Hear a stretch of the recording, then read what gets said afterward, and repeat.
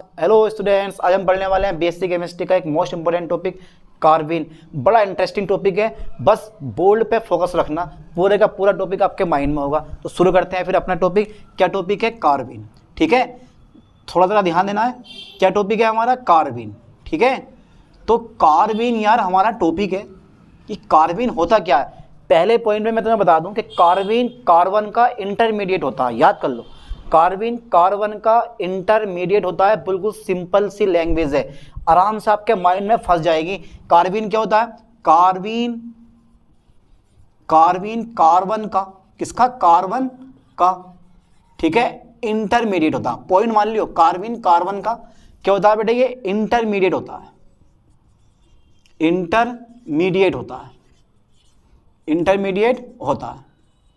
ठीक है, चलो साफ लिख दिया मैंने। कार्बिन कार्बन का इंटरमीडिएट होता है। ठीक है, अब बात ये आती है, देखो अगर मैं कार्बन के बारे में तुम्हें बताऊं तो कार्बिन मेरे पास ये होता है AC, सिंगल बॉन्ड है ना, और इसके ऊपर मैंने 2 इलेक्ट्रॉन और लगा दिए है ना। अब ये बताओ, इस कार्बिन में कार्बन एटम के पास कितने इलेक्ट्रॉन है? आपको लग रहा होगा 2 इलेक्ट्रॉन है। हाँ भाई 2 इलेक्ट्रॉन है, लेकिन ये 2 इलेक्ट्रॉन लोन पेयर इलेक्ट्रॉन है।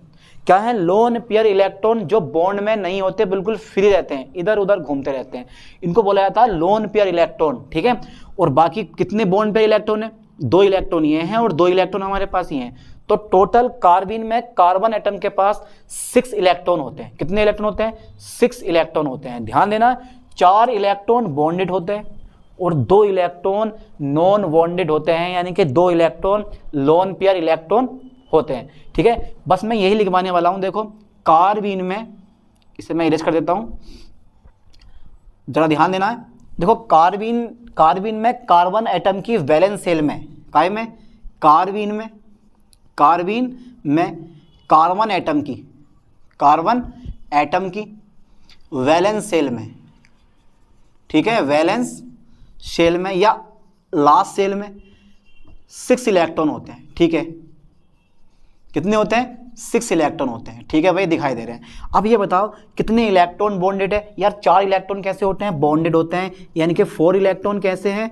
4 इलेक्ट्रॉन बॉन्डेड होते हैं। ध्यान देना है, कैसे होते हैं? 4 इलेक्ट्रॉन बॉन्डेड होते हैं, यानी कि बंध में होते हैं। और 2 इलेक्ट्रॉन कैसे होते हैं? यार 2 इलेक्ट्रॉन जो होते हैं वो यार नॉन बॉन्डेड होते हैं। कैसे होते हैं? नॉन बॉन्डेड होते हैं, नॉन बॉन्डेड होते हैं।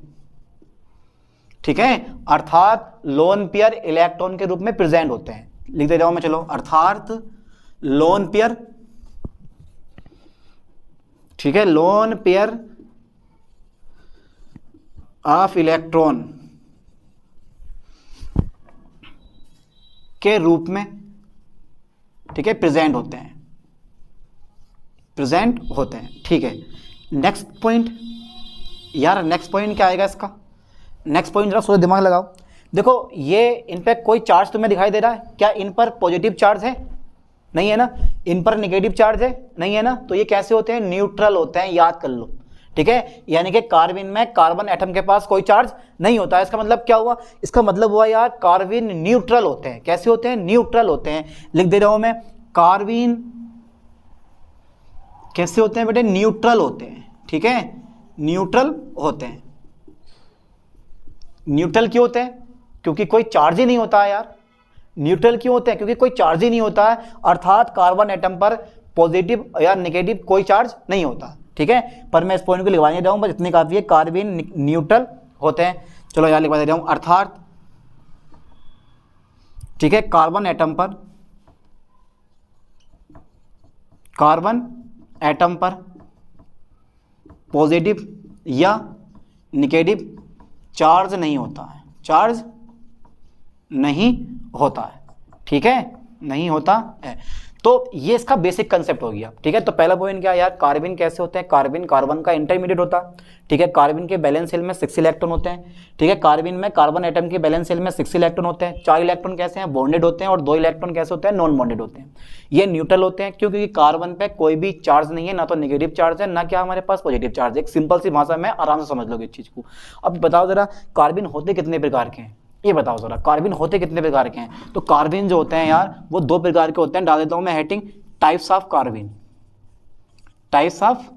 कार्बिन। ठीक है, तो टाइप्स ऑफ कार्बिन, तो कार्बिन यार दो प्रकार के होते हैं, there are two types of carbon, ठीक है। तो कार्बिन दो प्रकार के होते हैं, कितने प्रकार के होते हैं, कार्बिन दो प्रकार के होते हैं, ध्यान देना जरा, कार्बिन दो प्रकार के होते हैं।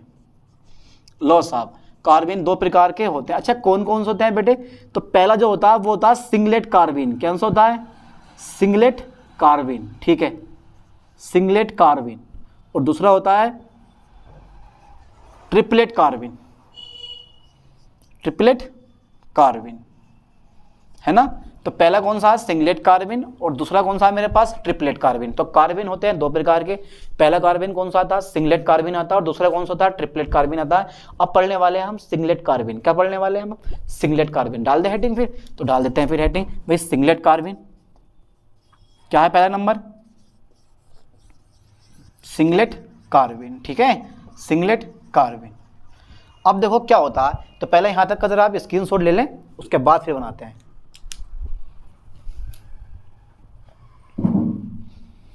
मैं सिंगलेट कार्बिन की पहले बनाऊं स्ट्रक्चर, ठीक है, स्ट्रक्चर बन गई तो आप समझ लोगे।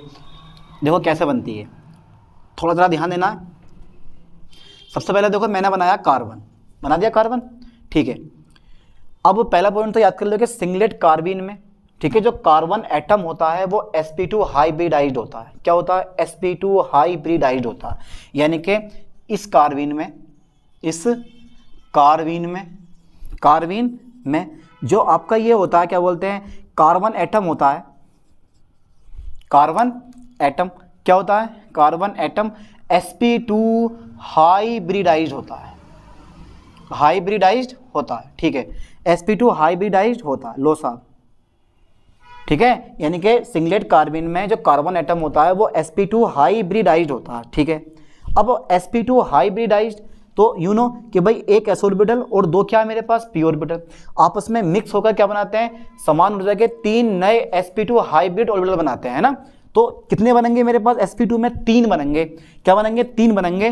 तीन का मतलब ये होगा, यहाँ पर देखो एक sp2 तो मेरे पास ये रहा, एक sp2 मेरे पास ये रहा, ये r आ गया, और ये बेटे मेरे पास आ गया कितना, r डैश आ गया। तो अब यू नो कि भाई तीन sp2 यानी कि दो sp2, ठीक है, दो sp2 hybrid orbital covalent bond बनाते हैं, कोवैलेंट बॉन्ड बनाते हैं, यानी कि दो sp2 हाइब्रिड ऑर्बिटल, दो sp2 hybrid orbital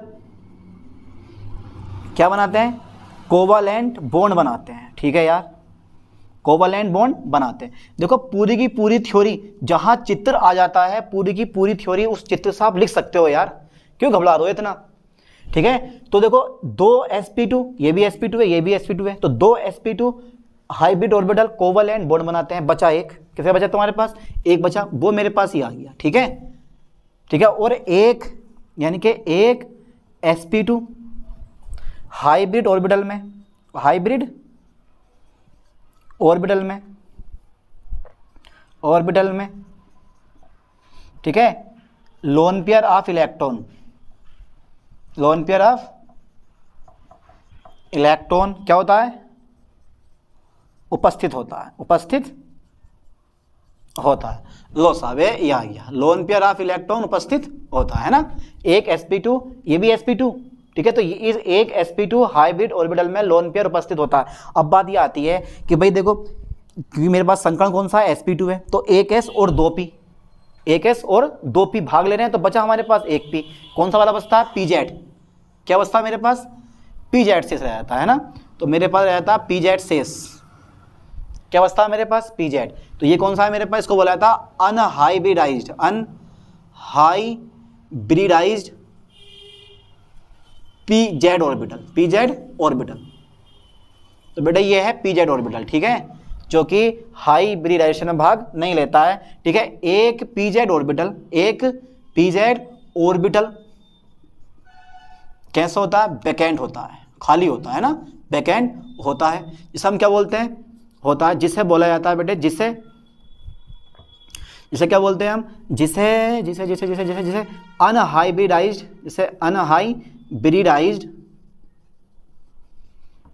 pz orbital कहते हैं, pz ऑर्बिटल कहते हैं ना, कहते हैं। अतः भैया सिंगलेट नाइट्रीन, यानी कि सिंगलेट नाइट्रीन के स्ट्रक्चर निम्नलिखित है। तो ये आपकी बन जाएगी सिंगलेट नाइट्रीन के स्ट्रक्चर। ध्यान देना, चीजें बना दी पूरी। तो ये होती है, देखो इसको बोला था सिंगलेट कार्बीन, है ना। तो सिंगलेट कार्बीन की स्ट्रक्चर क्या होती है तुम्हारे पास, तो ये होती है सिंगलेट कार्बीन की स्ट्रक्चर। कर लोगे इतना, ठीक है इतना। तो अब हम पढ़ने वाले हैं ट्रिपलेट कार्बीन। क्या पढ़ने वाले हैं, ट्रिपलेट कार्बीन। तो पहले यहां तक कर लें स्क्रीनशॉट्स के बाद देखते हैं फिर। अब आ जाता है ट्रिपलेट कार्बीन। कौन सा आ गया हमारे पास, अब आ जाता है ट्रिपलेट कार्बीन। तो देखो ट्रिपलेट कार्बीन होता क्या, तो मैं लिख दे रहा हूं ट्रिपलेट कार्बीन। ट्रिपलेट कार्बीन, तो पहला पॉइंट याद कर लो यार, ट्रिपलेट कार्बीन में पहला पॉइंट मैं याद करवाता हूं आपको कि जो ट्रिपलेट कार्बीन में, यानी कि इस कार्बीन में, इस कार्बीन में, ठीक है, कार्बन एटम, कार्बन एटम जो होता है ना वो होता है बेटे sp हाइब्रिडाइज्ड। कैसा होता है, sp हाइब्रिडाइज्ड होता है, sp हाइब्रिडाइज्ड होता है। चलो साहब, कैसा होता है, sp हाइब्रिडाइज्ड होता है। इसका मतलब ये हुआ कि मेरे पास कार्बन ये होगा, है ना, कार्बन ये होगा, और क्योंकि इस कार्बन के पास में दो sp क्या होंगे, हाइब्रिड ऑर्बिटल होंगे, तो एक ये आ गया और एक ये आ गया, तो ये मेरे पास R और ये मेरे पास R डैश। तो यहाँ बन जाएगा हमारे पास कोवैलेंट बॉन्ड। ध्यान देना क्या बन जाएगा हमारे पास यहाँ पे, कोवैलेंट बॉन्ड। तो ये कोवैलेंट बॉन्ड ये बन गया, एक कोवैलेंट बॉन्ड ये बन गया। तो मैं यहाँ पे देखो लिखा मैंने, इस कार्बन में कार्बन एटम sp2, यानी कि इस कार्बन में कार्बन एटम sp हाइब्रिडाइज्ड होता, ठीक है। दोनों sp ऑर्बिटल, दोनों sp ऑर्बिटल, ठीक है, कोवैलेंट बॉन्ड बनाने में क्या करते हैं, भाग लेते हैं, बनाने में भाग लेते हैं, भाग लेते हैं। अब मेरे पास क्या रह गए, क्योंकि एक S और एक P भाग लिया, ठीक है, तो मेरे पास एक PY रह गया और मेरे पास क्या रह गया, एक PZ ले लिया, क्योंकि sp हाइब्रिडाइजेशन में PX ने भाग ले लिया, बचा क्या मेरे पास, एक PY बचा और मेरे पास क्या बचा, एक PZ बचा, है ना। बनाने में भाग लेते हैं। चलो साहब, कोवैलेंट बॉन्ड बनाने में भाग लेते हैं, ठीक है। PZ यानी कि PY तथा कौन से है मेरे पास, PZ ऑर्बिटल, ऑर्बिटल वैकेंट होते हैं, वैकेंट होते हैं, जिनमें एक एक इलेक्ट्रॉन होता है, जिनमें एक एक इलेक्ट्रॉन पाया जाता है, जिनमें एक एक इलेक्ट्रॉन पाया जाता है ना, या फिर जिनमें एक एक इलेक्ट्रॉन होता है। अब ये बताओ इसकी शेप कैसी हो जाएगी, होता है, इसकी आकृति कैसी होगी, तो इसकी जो शेप आती है ना आकृति, क्योंकि भाई ट्रिपलेट कार्बन है, संकरण sp है, तो शेप हो जाएगी इसकी लीनियर। और बॉन्ड एंगल कितना हो जाएगा ये बता दो जरा, बॉन्ड एंगल बताओ जरा, बॉन्ड एंगल हो जाएगा इसका 180 डिग्री, है ना। अब बना दो संरचना, दो संरचना ऐसे बनेगी इसकी, तो R डैश, है ना, एक ये मेरे पास PY हो गया और दूसरा मेरे पास ये वाला PZ। कौन सा हो गया मेरे पास, PZ ये वाला। तो ये मेरे पास PY मान लिया मैंने, ये PZ मान लिया, ठीक है। वैसे ये वाला PY है मेरे पास और ये वाला क्या PZ है। सिंपल सी बात है, इसमें एक इलेक्ट्रॉन होगा, इसमें भी क्या होगा, एक इलेक्ट्रॉन होगा बेटे, ठीक है। तो ये होती है तुम्हारे पास, लिख लेना इसको, पूरी थ्योरी मैंने लिख दी है। तो सिंगलेट कार्बीन भी हो गया तुम्हारे पास और ट्रिपलेट कार्बीन भी हो गया। दोनों के दोनों चीजें हमारे पास, सिंगलेट कार्बीन और ट्रिपलेट कार्बीन, दोनों की दोनों चीजें हो गई है ना। तो यहां तक का स्क्रीनशॉट लें और मिलते हैं ऐसे नए टॉपिक के साथ न्यू वीडियो में। तब तक के लिए थैंक्स।